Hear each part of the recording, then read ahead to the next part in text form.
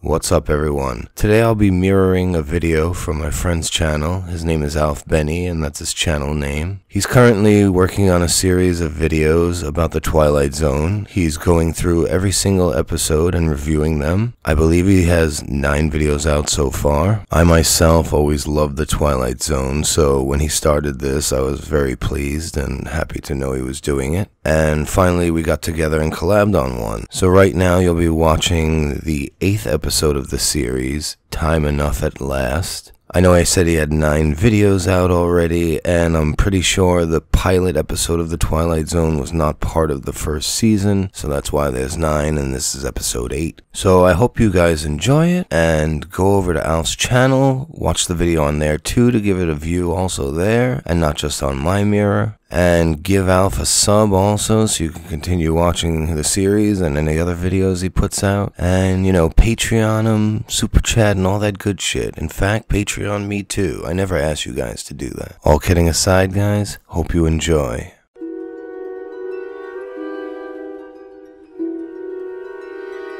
There is a 5th dimension, beyond that which is known to man. It is a dimension as vast as space and as timeless as infinity. It is the middle ground between light and shadow, between science and superstition, and it lies between the pit of man's fears and the summit of his knowledge. This is the dimension of imagination. It is an area which we call the Twilight Zone.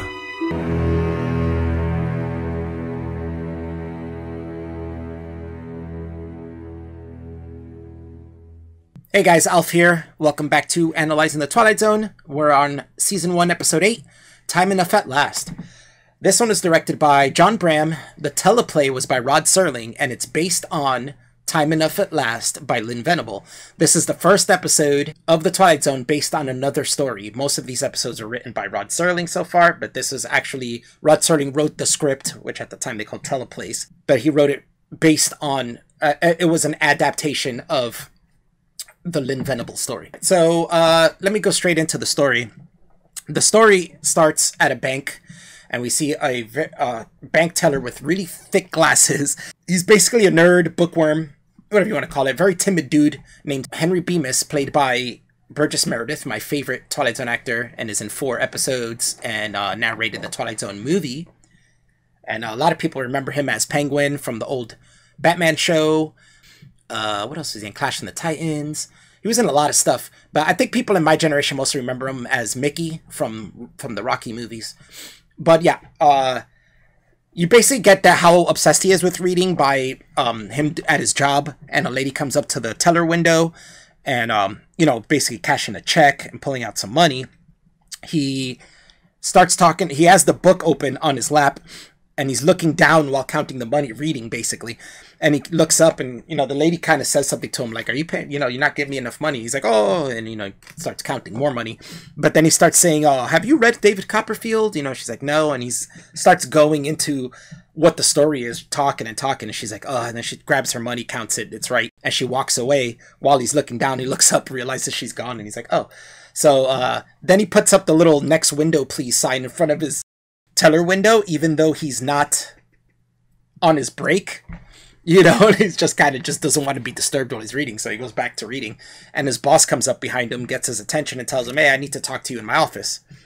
So they go in his office, and he basically starts reprimanding him for not being a good bank teller. He's telling him what his duties are and telling him, hey, you're supposed to be doing this. You're not supposed to be spending your time reading while you're doing your job. But he's so obsessed with reading that he can't help it, right? So he starts going into this, like, sob story about how his wife won't let him read at home, and he has no time to read, basically. His wife, you know, doesn't let him. She rips newspapers away from him and all this stuff. So he says, you know, thinking that he would get some sympathy from his boss for that, his boss tells him, basically, you know, your wife is a bright woman, and, you know, she shouldn't let you read. You're probably neglecting her, you know, all you do is fucking read. So he tells me, yeah, go back to work. You're going to get fired if I catch you reading again, you know? So he goes back, so he starts leaving the office, and then this funny thing where he, like, right when he gets to the door, there's a little table next to the door with magazines, and he comes over and he starts looking through the magazines and shit for something to read while he's leaving, you know, and he's got his hand on the doorknob, like about to open the door to walk out, and his boss has to like go, you know, basically, and he's like, oh, you know, and he walks out. Good day, Bemis.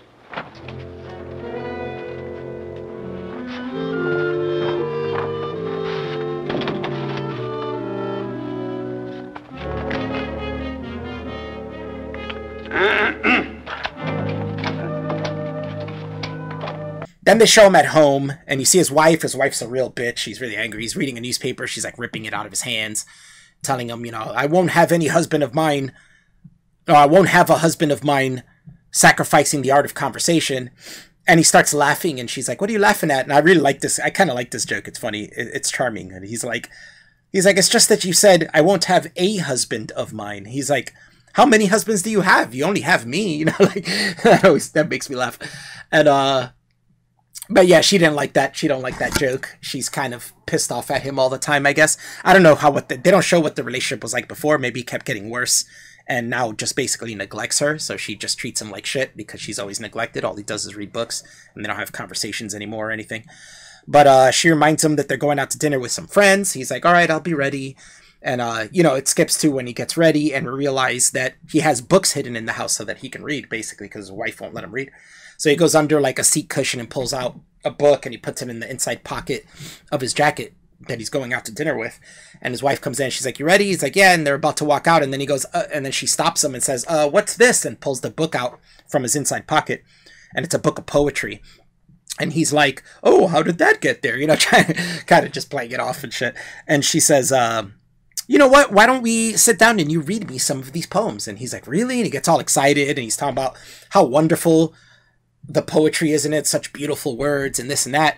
But when he looks inside the book, he realizes every word in the book has been crossed out, and it's been, you know, meticulously crossed out every single page, and you can't read it anymore. And he's like, who did this? And he's like, did you do this? Why would you do this? And she's like, you know, she's like, oh, you waste too much time reading doggerel. And he's like, doggerel, these are beautiful words. You don't even understand. And she like grabs the book out of hand, starts ripping out pages saying, you know, I don't give a shit about this. You know, pay attention to your life. Let's go to dinner, you know. And she's like, I'll be waiting for you outside. Walks out, and he's like picking up the pages off the ground and putting them back in. But then we skip to the next day where he's at lunch.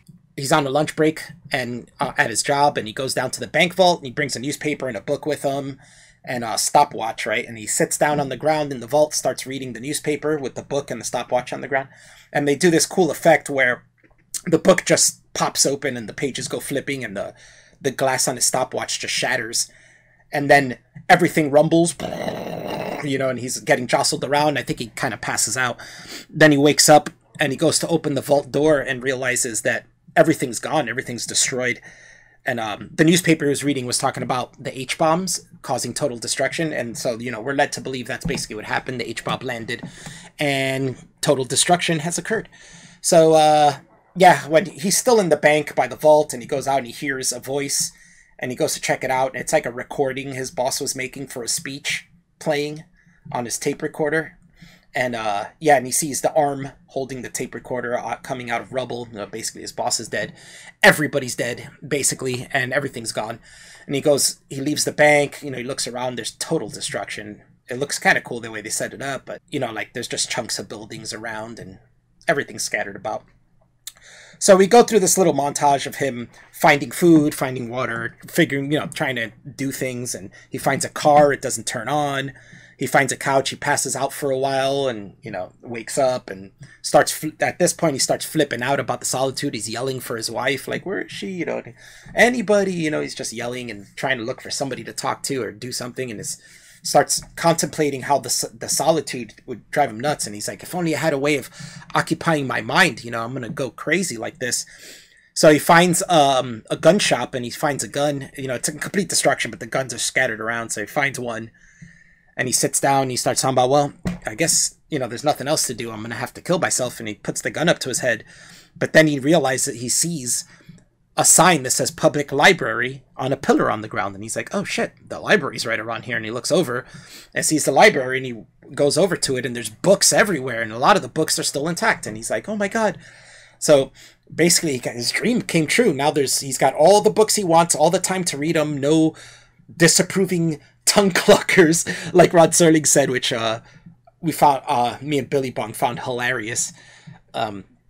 Because that's just a great fucking term, tongue cluckers. I wasn't sure what it meant, but I looked it up, and it says to cluck one's tongue is to go, like a disapproving. So tongue cluckers, I guess, are kind of like disapproving people. But it was conspired against by a bank president and a wife and a world full of tongue cluckers in the unrelenting hands of a clock. So now he doesn't have to deal with all the people disapproving of his hobby and, or people biting for his time that he wants to spend on reading. So he's got all the time he wants. So it skips forward a little bit. We realize he's put all the books into piles of when he's going to read them. He's like, oh, this pile's for this month, this pile's for next month, next month, next month, next year, the year after that. And he's got it all set up. And he's super happy. He's relishing the moment. He found there's a big clock on, laying on the stairs, which I guess was on the top of the library, but now it's on the floor. And he hugs it, and he's like, I finally have time enough at last. And he's really relishing the moment. But as he's doing that, he notices a book a couple steps down. He's sitting on the steps and notices books a couple steps down from him. And he reaches for it, and he's like, oh, what book is this? I must have missed that one. But while he's reaching for it, his glasses fall off his face. His glasses fall off his face and completely shatter. And so now he can't see, can't read any of the books. He's fucked. Starts crying about it, and it ends there. There's a lot of themes in this that you see in the Twilight Zone. This is a good amalgamation of a lot of the themes we see in the Twilight Zone, which probably lends to it being one of the more memorable episodes. But there's careful what you wish for kind of thing. There's don't bury yourself in your hobbies, which I think people do even more now because there's so much more entertainment out there, right? People bury themselves in video games and movies and television and comic books. So it's kind of telling you, you can have your hobbies, but don't bury yourself into your hobbies so much that you neglect every other part of your life. This guy was neglecting his job to the point where he was going to get fired, most likely, if this destruction didn't happen. And his wife was probably going to leave him too. His wife got to the point where him and his wife had a toxic relationship because of it. So it's all right to have hobbies, but don't neglect every other part of your life and bury yourself into it 100% like that. I've also read something where they talk about how, because of the H-bomb part and the part where he was going to commit suicide, that it's showing the propensity of humanity to has for destroying itself. It's a possibility. But there's also some trivia. Let me get into some trivia for this. This was I don't remember if I said this at the beginning, but this was out of the 90 some odd episodes Rod Serling wrote, this was his favorite one. This stars Burgess Meredith, which I already said about him. It was my favorite, and he's been in so many things. This episode was rated 25 on TV Guide's 100 most memorable moments in television, which I think should be a little higher, but 25 is good out of 100. That's fucking awesome. This is one of only 4 episodes of The Twilight Zone where Rod Serling does mid-episode narration, which I already did one, Walking Distance, and I mentioned it in that one. And now we've done the second one. So there's I Shot an Arrow into the Air, and I Sing the Body Electric still left to do. And then we'll have done all those 4 episodes. But the long library steps in the front was used a couple months later to film The Time Machine. So as the Eloy Public Building in The Time Machine by MGM. That was a great movie. And that's cool that they used the same ones. Burgess Meredith used 2 pairs of glasses for this. One was the really thick lenses when they did close-ups so that you'll see it. But whenever he wasn't in a close-up, he used glasses with clear glass so that he could see, because, those glasses were so thick he couldn't see whatever the fuck he was doing. So they only used it when they closed up on his face, because in any other shot he had to move around and, walk and stuff, and he couldn't see with those other glasses. John Bram, the director, was awarded a Directors Guild Award for this episode in 1960, which is cool. It is a great, well-done episode, awesome story, and filmed awesome. So he totally deserved to get an award for this. But yeah, that's about it for the trivia. So for this episode, I have a special treat for you guys. I have a guest come on and speak about this episode with me, which you may have noticed from the intro is Billy Bong. You may know him. He's a good friend of mine. And we decided to sit down and watch the episode together and then talk about it for a while. So I'm going to play it for you guys. And I'd like to thank him for contributing to the intro and having this conversation with me. I'm going to play it off for you guys. I hope you enjoy it. So what'd you think of that episode? It's a classic, of course. Yeah, it's probably because of the ending. Yeah, it's the little twisty catch at the end. But I don't know, there's a lot behind it.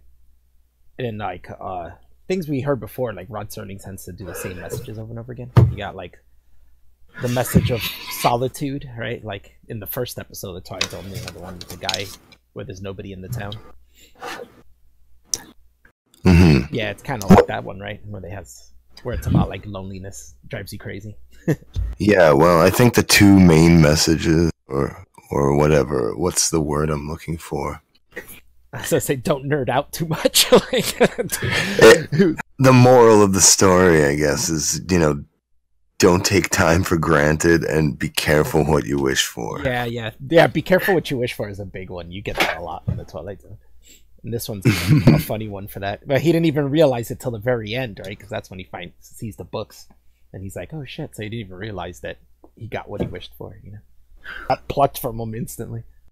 His problem is even from the beginning, he just doesn't get it. Like, he's obsessed with his books, and that's all that matters. And like, his boss is trying to make him get it. He's like, oh, your wife gets it. Like, you don't get it. Like, that you're so obsessed that you're not paying attention to your life, Yeah, life's passing you by. Which is still something that's very relevant, right? Like people who like bury themselves in anime and that's their whole lives, or comic books or whatever. Yeah. If you bury yourself into like whatever you're a fan of, you're gonna miss out on life. Well, it's like the first thing you see too. It's like he's not doing his job right. He's giving the woman back the wrong money. He's obsessed. He's talking to her about book characters, and she's like, I don't care. Give me my money. My money, you fucking dumb nerd. Fucking, he puts the sign, the next window, please sign up. It's not even lunchtime yet. Like, just so you know, like, he's supposed to be working and shit. Yeah, and and even in the first thing you see on him, like his glasses, it's sort of like foreshadowing. Like, they're so huge and obnoxious. Definitely foreshadowing. Because they're so big, because he's so blind he can't see. Like, which is ironic because he likes to read. He likes to read, yeah. So it's pretty. It's pretty Think interesting. the funny thing is, like, why did he marry his wife? Like, that's so weird. She totally hates that he reads. I don't get it. Yeah, he probably, like you said, progressively gets worse over time. Got worse at reading, and she's like, "I will not sacrifice the art of conversation." He's like the typical scared, nerdy dude. Yeah, he's very timid and stuff. Yeah, he freaks out so quickly when he realizes everyone's gone, everybody's dead. And like he even starts to get it when he like is freaking out because no one's around. He's like, oh, the loneliness. But then he's like, the books. He found the books, so he's just like, oh, fuck it, who cares again? Like, yeah, now he has time to occupy his mind. Right, that's all he wanted to do. Right, was bury himself in books. He really didn't care about people. So it was like, in the end, once he realized, well, he had books and no people, he was like, well, I'm good. Like, I'm good. I got canned food and crackers. I got food, I got water, I got books. I'm good. It's definitely like classic Twilight Zone, and it's the first season, so. Yeah, it's definitely the perfect classic to be like, this is what represents the Twilight Zone. It's funny because I don't remember like the episode that well until we rewatched it, but like, because I remember the ending, of course, but. Like, that's what happens with a lot of Twilight Zone episodes for me. Like, I forget the actual storyline until the end, like, Forget the setup, and you just see the joke at the end. You just see the joke. Yeah. It's a dark joke, but it's a joke in the end. But yeah, I don't know. Like, I don't know where it would rank on my list, per se. I don't even know if I have a list. Yeah, I think in general it's considered the top Twilight Zone episode. Oh, probably. It's probably top 3, probably, but I don't know if I would consider it the top one. But like the whole the episodes are short without commercial. They go by so quick, like 20 minutes or something. It has Burgess Meredith, who's like probably the most popular character or actor in the Twilight Zone. Yeah, it's funny to me too because it's like overacting is acting. It's weird. Like, that's what made people good actors. Mm-hmm. But it's like you see when he gets up and like his glasses aren't on his face when he wakes up in the in the vault, and like he's feeling for the door, but there's like all this light and everything around him, and he can't even see the door. That's how blind he is. Like, Yeah, it's bad. Well, you see it. There's parts where you see it where they show you what it looks like, right? When you look through his eyes, it's really blurry. yeah. See, we were saying he's got to go look for a glasses shop now, but that's the problem. He can't see shit, so he's gonna have a hard time searching for glasses. That's what I was saying. The first thing you should have done is figured out how to walk the fuck out of there. Like, I don't see how big could a bomb the range possibly be. You got to be able to walk out of there if you got enough food and water. I hope he remembers where his food hut is. You better remember to walk back there. Shit. Oh no, he's dead in like a day. I don't know if he can even find the gun anymore to kill himself. Did he put it down? Yeah, you had to put it down somewhere, right? It is funny though. They never tell you like why the place was bombed. You don't even know where he is. You just know he's in America, I guess. But it's that's like Cold about War it. era, you know. So you didn't need to tell people. They just Yeah, but you don't know what happened, where they bombed, what they bombed, anything. You just know this guy's whole area is destroyed, and he seems to be the only one left. Yeah, and you could see all the way into the horizon and not see any more buildings and shit. So you're like, this shit's destroyed for a good distance. But still, there's got to be a way out. I like the way they showed when the bomb went off, and it just shows the book opening by itself and a few pages flipping, and then the glass on his stopwatch breaks, and then you feel the rumble. I thought that was cool, the way they did that. It was sort of like, well, I guess like in real life you would see it first and then hear it. Yeah, they were trying to show a way of doing that, I guess. I'm not sure if, I guess, yeah, that's what they were trying for. I'm not sure myself if, what kind of waves are those? They're not sound waves. They're not, it's not light, obviously. I guess like the tremors. Another kind of shock waves. That's the word. Wave. Yeah, like the shock wave came first, and then he felt the rumble. But another meaning behind it too is how we tend to destroy ourselves, because that's the H-bomb is destroying ourselves, and then he tries to commit suicide too. And it's like we're just always trying to kill ourselves. Yeah, I wonder. It is interesting though. What on earth happened that caused like a bomb in America? I still want to know that for some reason. And he was just reading it in the newspaper. They were talking about the H-bomb capable of total. Yeah, exactly. I was saying his timing's impeccable. Like, he read that and then just happened as soon as he was reading it. Yeah. Yeah, they just built it and they already blew up. Like, fuck. And then he's like, yeah, I got all my books, and then his glasses break. It's like, maybe it wasn't a bomb. Maybe they were building it in his town and it went off. They fucked up and it blew up the whole town. That'd be funny. Yeah, like a military base really close to him where they were working at the on the H-bomb. And they hit the wrong button. Yeah, they hit the wrong button or something, or it was fucking unstable. And that shit just boom, blew up the whole town and the base and everything.